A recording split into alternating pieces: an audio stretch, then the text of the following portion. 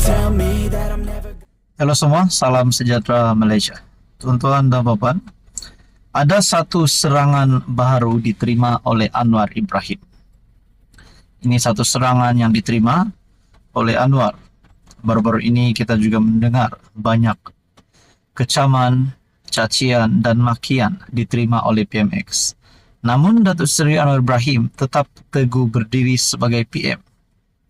Nah, antara serangan yang diterima oleh Anwar sebelum ini adalah berkaitan dengan keputusan speaker yang bertindak tidak mengosongkan kerusi 6 ahli parlimen yang berpaling tada pada parti mereka sendiri, iaitu Parti Bersatu. Dan yang terkini, satu serangan diterima oleh Anwar. Melalui artikel daripada Malaysia Kini, Cikgu Bad ajak cabut roh reformasi dari Anwar di Permatang Pau. Ahli Jawatan Kuasa Penerangan Bersatu, Badrul Hisham Shahrin, lebih dikenali sebagai Cikgu Bad, mengajak orang ramai hadir dua perhimpunan bagi menunjukkan rasa tidak puas hati kepada kerajaan. Satu akan diadakan pada Hari Kebangsaan 31 Ogos di Permatang Pau, Pulau Pinang, manakala satu lagi akan diadakan pada Hari Malaysia 16 September di Kuala Lumpur.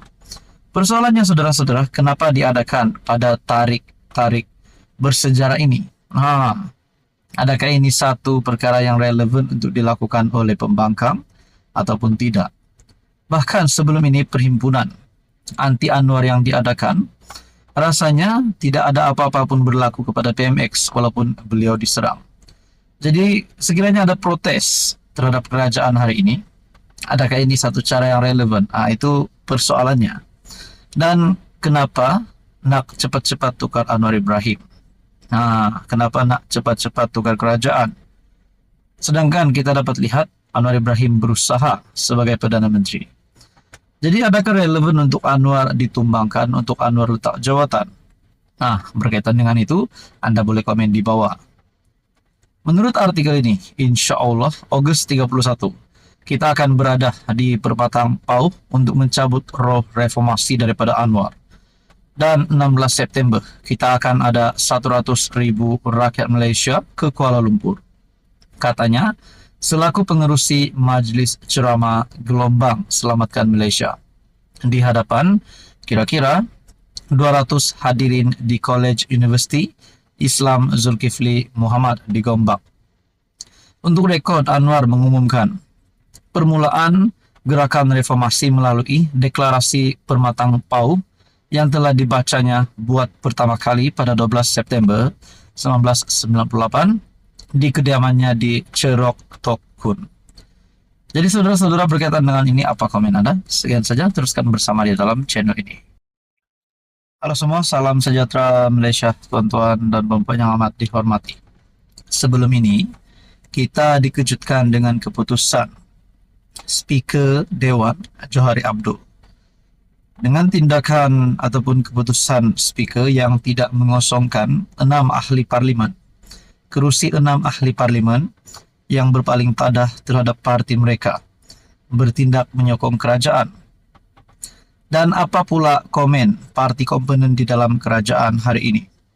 Di dalam channel ini sehingga ada membuat kenyataan ataupun pandangan. Parti daripada Sarawak, parti daripada Sabah ataupun Borneo akan tarik sokongan setelah tindakan daripada kerajaan ataupun tindakan daripada speaker tidak mengosongkan kerusi 6 ahli parlimen tersebut. Jadi saudara-saudara yang amat dihormati, tuan-tuan dan puan, ini adalah salah satu komen daripada kepimpinan UMNO melalui Tokmat. Akta anti lompat parti perlu lebih ketat menurut Mat Hassan. Akta anti lompat parti wajar dikaji semula bagi mengatasi kelompongan sedia ada sekaligus menghalang ahli parlimen atau ahli Dewan Undangan Negeri melompat ke parti lawan. Timbalan Presiden UMNO, Datuk Seri Muhammad Hassan berkata, perkara itu wajar dilakukan bagi memastikan negara tidak kocar-kacir dengan tindakan ahli politik yang lebih mengutamakan kepentingan pribadi berbanding memperkasa kerajaan setelah dipilih rakyat. Adakah sekiranya UMNO tidak setuju mereka akan satu blok keluar daripada kerajaan? Itu menjadi persoalan. Kalau tidak dikaji, kita boleh lakukan proses recall seperti di England. Ini berlaku apabila terdapat ahli parlimen yang tidak sehaluan dengan parti. Pengundi di kawasan itu boleh buat satu referendum dan sekiranya mendapat sokongan lebih 50%, kerusi itu perlu dikosongkan serta pilihan raya diadakan semula, katanya. Beliau berkata demikian kepada pemberita selepas merasmikan mesyuarat perwakilan UMNO bahagian Tenggara di Felda Sungai Sayong yang turut dihadiri Ketua UMNO bahagian Tenggara, Datuk Seri Dr. Adam Baba.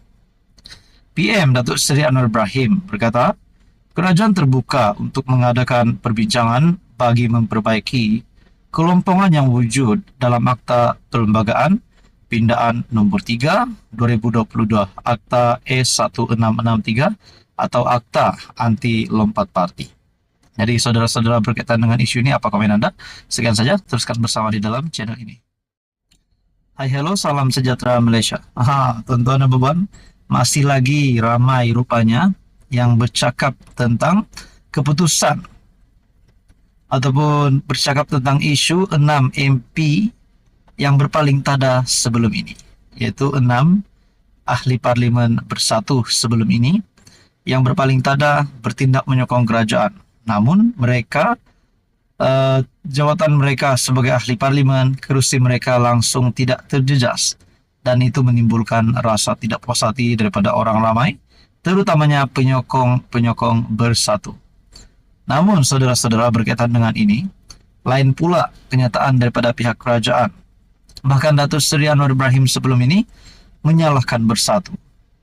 Berkaitan dengan ini. Nah, dan terkini satu serangan kepada bersatu yang saya nak kongsikan kepada anda melalui Setiausaha Politik Anwar. Bersatu manipulasi istilah terhenti keahlian. Setiausaha Politik Perdana Menteri Muhammad Kamil Abdul Munib menyifatkan bersatu sebagai memanipulasi istilah terhenti keahlian berhubung kedudukan 6 ahli parlimen itu. Jadi saudara-saudara, sebelum ini bersatu yang tidak puas hati. Mereka telah memecat keahlian wakil rakyat mereka yang berpaling tada itu. Namun itu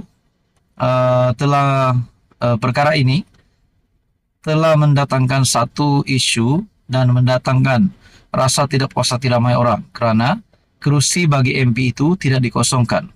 Namun daripada pihak kerajaan pula telah memberikan pandangan bahawa mereka dipecat, bukannya mereka lompat parti. Jadi perkara ini amat rumitlah untuk kita bahaskan.